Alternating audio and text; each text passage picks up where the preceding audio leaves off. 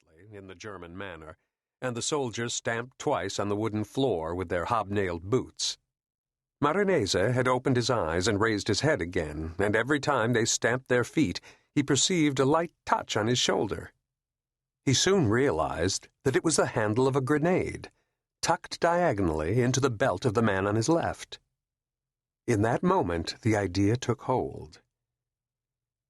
It's probable that, at least in the beginning, he hadn't considered using the grenade to save himself, to open up a path with his own hands, even though, as we shall see, his final actions cannot be interpreted otherwise. It's more likely that he was moved by hatred and rancor, feelings that had become habitual to us by then, almost an elementary reflex, toward those blond men in green, well-nourished and well-armed, who for many months had forced us to live in hiding. Perhaps more than that, he wanted to take revenge, and yet at the same time cleanse himself of the shame of a final escape, the shame that weighed and still weighs on our souls.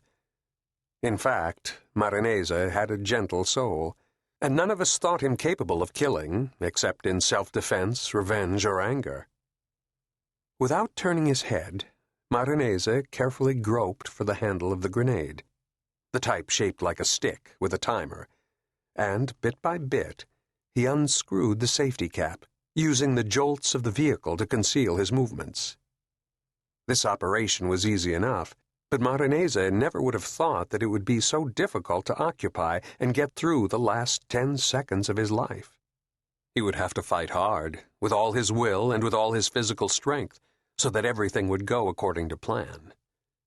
He dedicated his last few moments to this alone, not to self-pity, not to the thought of God, not to taking leave of the memory of those he loved. With the cord firmly in his grasp, Marinese tried to imagine, in an orderly fashion, what would happen in the 10 seconds between the rip and the explosion. The Germans might not notice, might simply register his sudden movement, or might understand everything. The first option was the most favorable. The 10 seconds would be his own, his time, to spend as he wished, perhaps to think of home, perhaps to think of how he would manage, taking shelter at the last minute behind the man on his right. But then he would have to count to 10, and that thought was strangely worrisome. Fool, he thought suddenly. Here I am racking my brains with the cord in my hand. I could have thought of it sooner, couldn't I? Now the first son of a bitch who sees the cap missing. But no, I can always pull, no matter what happens. He laughed to himself.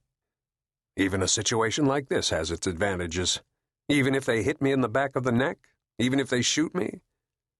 But yes, thanks to some mental mechanism, evidently illusory and distorted by the imminence of the decision, Marinese felt sure he could pull the cord no matter what, even the very instant he lost consciousness, perhaps even the instant after. But unexpectedly, out of some unexplored depths, from some recess of his body, the animal, rebel body that has trouble deciding to die, something was born and grew beyond measure, something dark and primeval, and unfathomable because its growth arrests and then replaces all the powers of knowledge and determination. It dawned on Marinese that this was fear, and he understood that in a moment it would be too late. He filled his lungs to prepare for battle, and pulled the cord with all his might. Rage was unleashed. A paw struck his shoulder, followed by an avalanche of bodies. But Marinese was able to tear the bomb away from the belt and roll up like a hedgehog, face down, his knees drawn up against his chest, the grenade wedged between his knees, his arms tight around them. The fierce blows of fists, musket butts, and heels rained down on his back. Hard hands tried to violate the stronghold of his contracted limbs, but all in vain. It was not enough to overcome the insensitivity to pain and the primordial strength that, for just a few moments, nature grants us in a time of dire need. For 3 or 4 seconds, Marinese lay under a pile of bodies writhing in violent battle, every fiber of his being contracted. Then he heard the squeal of the brakes, the truck stopping, and the rushed thuds of men jumping to the ground. At that instant, he said,